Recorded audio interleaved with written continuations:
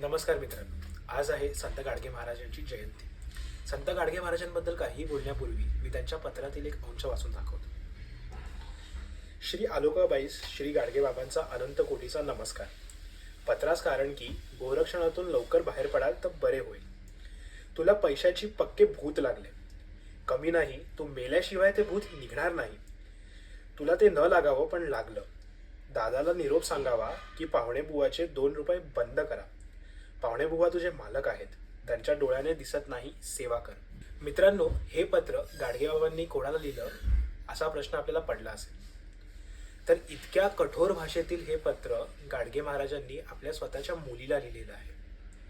आपली मुलगी गोरक्षणाच्या इमारतीचा गैरवापर करत आहे हे कळल्यानंतर गाडगे महाराजांनी हे पत्र तिला लिहिले.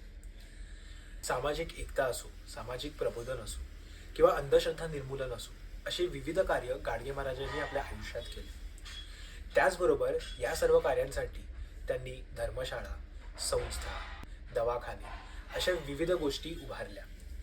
परंतु या विविध जागी त्यांनी कोणतेही पद भूषवले नाही आणि त्याचबरोबर ज्यांनी ही पदे भूषवली त्यांना देखील योग्य प्रकारे कार्य कसे करावे याचा सल्ला त्यांच्या विविध पत्रांमध्ये आढळतो.